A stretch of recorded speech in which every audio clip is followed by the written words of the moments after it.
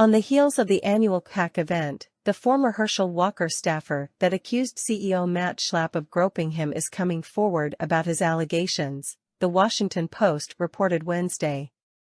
Walker and his campaign have been supportive of Carlton Huffman throughout the course of the ordeal, previous reports indicated. But now, Mr. Huffman, a staple in North Carolina GOP politics, is being forced to release his name publicly by the judge overseeing his lawsuit. Huffman is suing both Schlapps for $9.4 million in damages for sexual battery and defamation. "I'm not backing away," Huffman told the Post. "I'm not going to drop this. Matt Schlapp did what he did, and he needs to be held accountable."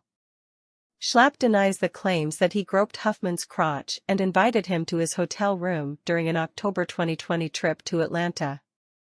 Schlapp's lawyer claimed that Huffman wanted to remain anonymous to avoid scrutiny, including allegations that he had extremist views on a white supremacist website more than 10 years ago. "I strongly believe we cannot defend this case, and it's a multi-million-dollar case, without being able to use his name," said Schlapp lawyer Benjamin Chu. Since the allegations, there has been a heavy staff turnover at the organization, and CPAC failed to garner the support among Republican officials it had in the past. The crowd to the event was significantly smaller than in recent years, even with former President Donald Trump as the keynote speaker.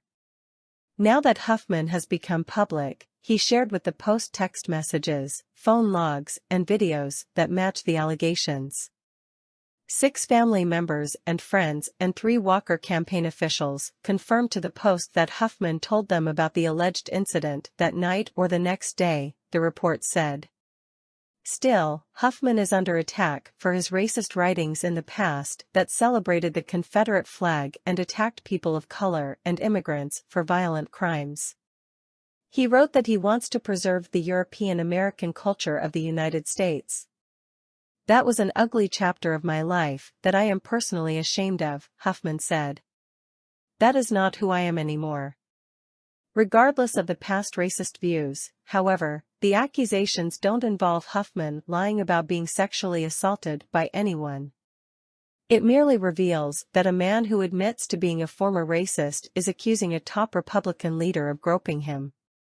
Schlapp ally, former Trump fundraiser Caroline Wren, attacked Huffman on Twitter, saying he's the source for several attacks on conservatives, like former Representative Madison Cawthorn, Republican North Carolina, who lost his seat in a GOP primary.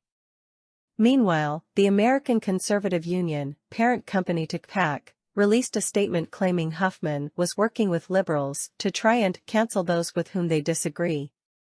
Huffman has been among those Republicans to denounce the attack on the U.S. Capitol on January 6, 2021. Senator Thom Tillis, Republican North Carolina, has come to Huffman's aid, saying he's well known in GOP North Carolina circles as a hard-working campaign professional who has helped elect conservatives across our state and country. The story from Huffman is that the incident began when he was asked to drive a VIP coming to Georgia. This account of what Huffman says happened next is based on multiple interviews with him, his confidants and Walker campaign officials, as well as phone logs, texts, and social media reviewed by the Post, said the report. Some people spoke on the condition of anonymity to discuss private matters or because of a fear of retaliation. In court filings, Schlapp admits texting and calling Huffman and spending time with him at 2 bars, but denied the rest of Huffman's claims. Huffman said he picked up Schlapp at an event in Perry, Georgia, and drove him to an Atlanta hotel. Schlapp asked if he wanted to meet for a drink at the Capitol Grill. Huffman recalls going there at 8:30 p.m. "I found a seat at the bar to watch the ball game," Huffman said. They talked about sports and Schlapp said they should move to Manuel's Tavern. Huffman says that's where Schlapp's leg made what felt like intentional contact with his. Schlapp also bumped his side, where Huffman said he was carrying his pistol under his jacket. He tried to take Schlapp back to his hotel as the CPAC chief suggested they drink more. When driving him back, that's when Schlapp put his hand on Huffman's leg. "What do I say to this guy? Huffman said he worried. Or is he going to get pissed and say something bad about me because he's Matt Schlapp and I am John Q. staffer for Herschel Walker? Before getting out of the car, that's when Schlapp rubbed Huffman's genitals and invited him upstairs to his room. He began texting friends about it immediately after, with the first text appearing at 11:26 p.m. Matt Schlapp. He literally just fondled my junk. Like I'm over here shaking. Ick what to do, he texted. When he got home, he called a close friend and decided to record a statement to document what happened. A 7-minute video shows him visibly anguished, the Post characterized. He described what happened and sent it to a friend from college, speaking to him and his wife a few minutes later. You can't make up the emotion he recorded in the video, the way he reacted and the shame he felt, the friend's wife told the Post. He knows that I was the victim of a sexual assault, and he would never make something like that up. He also shared the incident with 3 Walker campaign officials and they met to discuss what to do.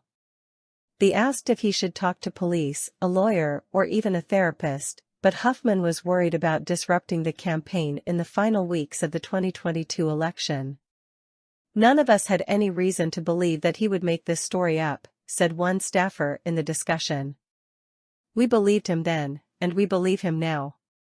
We were going to have his back. Schlapp texted Huffman he was in the lobby of the hotel, and Huffman replied at 7:46 a.m. I did want to say I was uncomfortable with what happened last night, he wrote. Please give me a call THX, Schlapp replied immediately. He then called Huffman 3 times. Twice at 7:53 a.m. and a third time at 8:09 a.m.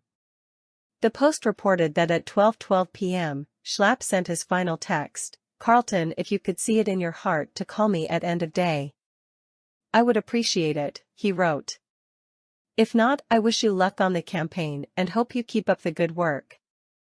Once the election was over and Walker lost, Huffman tweeted, Don't let Schlapp get too many vodkas in him. It doesn't end well, but he later deleted it. Huffman then tweeted to Schlapp, You know exactly what you did, but deleted that too, saying that it would lead to all hell break, lose before Christmas. Schlapp and Representative Jim Jordan, ROH, made fun of their mutual incidents during the 2023 CPAC, as well as allegations that while serving as a wrestling coach, Jordan knew about and dismissed students' concerns after a doctor fondled them at Ohio State University.